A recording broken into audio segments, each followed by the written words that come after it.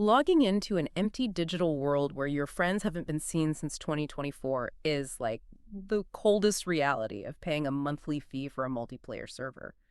We are diagnosing the lifespan of a Minecraft obsession using a confessional piece from The Spectator and a brutal reality check on building mechanics from Substream magazine. We will also pull from the patch notes for the newest official add-on, Tiny Takeover, Mania. Minecraft has received nearly 16 years of updates since May 2009, yet player behavior always follows the identical tragic cycle. How many Ghost Town servers are you currently bankrolling just because you feel bad pulling the plug on a virtual village? We're taking this deep dive from the age of the game into the psychological cycle of playing it. Preston Whitford mapped out this timeline in The Spectator, detailing the early nostalgia of watching Stampy Longhead and Dan TDM on YouTube. Millions of kids spent countless hours consuming those videos. Players would load into creative mode and spend afternoons constructing massive modern-style houses out of quartz blocks. The game served as an endless canvas. The 2017 Fortnite exodus killed that initial hype. Millions abandoned their blocky creations for the competitive adrenaline of battle royales. Whitford documents the repetitive modern cycle that emerged years later, like the late 2022 two-month phase of intense dedication and the forced late 2024 obligation phase. You log in just to get your money's worth out of a server rental. The cycle repeats endlessly. They experienced a brief revival in June 2025 for the Vibrant Visuals update. The group chat gets fired up, everyone logs on, and a month later you are handing over real currency for a server holding 0 active players. You are paying rent for a digital ghost town. Whitford notes his longest-lasting server barely survived into his first semester at UW-Eau Claire. He attempted to launch another normal survival server in December. He ended up being the only person consistently playing within 2 weeks. Declining server populations translate into wandering through an empty digital village you built with friends. Player retention data is just a line on a graph until you are actually the one walking past a virtual wheat farm your best friend built 6 months ago, knowing they're never going to harvest it. Oh wow, you stare at houses your friends built perfectly intact. The server turns into a museum of a dead group chat. Survival mode generates terrain indefinitely. The code constantly builds new mountains and oceans for you. The departure of your friends should not break a game fundamentally designed for endless solo exploration. Wandering infinitely means nothing when the social feedback loop is shattered. Survival mode ceases to function as a fun mechanic when you are entirely alone. Gathering resources serves no purpose without an audience to appreciate the labor. Building a massive fortress holds 0 emotional weight when nobody will ever walk through the front gates. The transition from play to obligation destroys the core premise of a sandbox game. A sandbox is only entertaining when you are actively choosing to shape the sand. That obligation phase Whitford describes highlights a fascinating psychological trap. Players log back in entirely out of financial guilt. You rented the server space, your friends abandoned it, and now you are forcing yourself to chop down virtual trees just to justify the credit card charge. When the monthly subscription fee becomes the driving motivator, the environment stops feeling like a creative outlet. It becomes a chore checklist. Nostalgia acts as a powerful but deceptive motivator. Whitford logs in expecting to feel the identical sense of wonder he experienced in elementary school. The context has changed. He is older and his friends are busier. The sheer novelty of an infinite block world has worn off. Every time a major update drops, it serves as a siren song.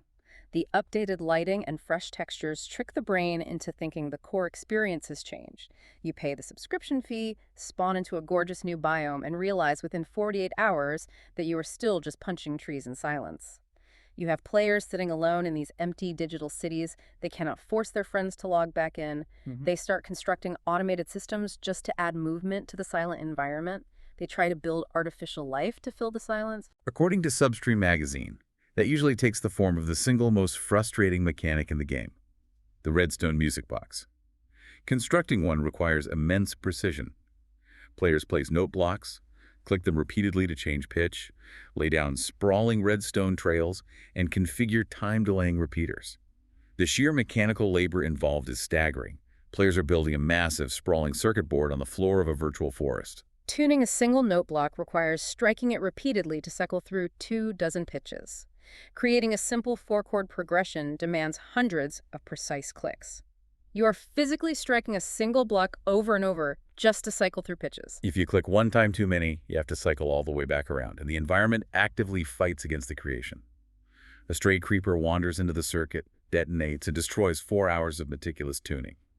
or a rainstorm begins, drowning out the delicate chime of the note blocks. Day 1, you feel like a literal genius tuning a melody. Day 3, it is entirely ignored background noise. You spend 5 hours wiring it, you listen to your little 10-second pop song twice, and then you sprint 3,000 blocks away to mine iron. You walk straight past it without a second glance. The physical reality of survival mode requires constant movement. You are sprinting through caves to mine iron and sprinting across plains to fight hostile mobs. Static items like music boxes are functionally useless unless you stand perfectly still.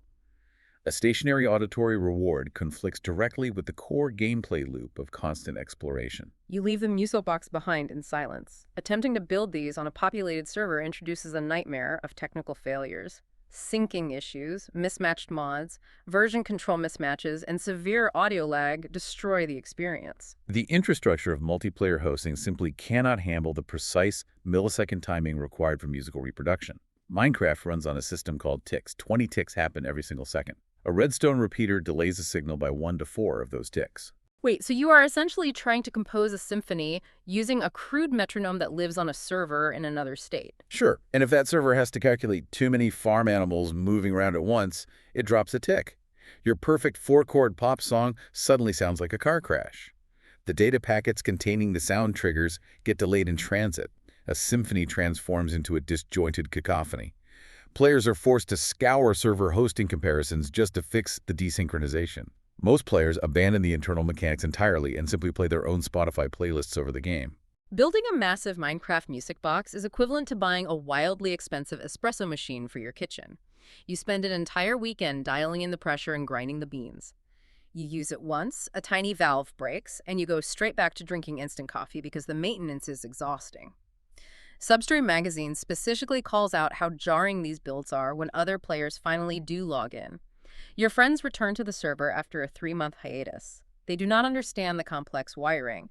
They just hear a chaotic mess of offbeat chimes because the server lag is ruining your meticulously timed delays. Redstone fails to bring the server back to life, and survival mode remains incredibly lonely. The developers see these dying survival worlds and ignored Redstone projects, and they attempt to revive the magic by abandoning the infinite sandbox entirely.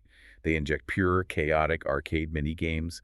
The patch notes for the Tiny Takeover Mania update reveal their new strategy. This is a free marketplace add-on designed explicitly to manufacture immediate engagement.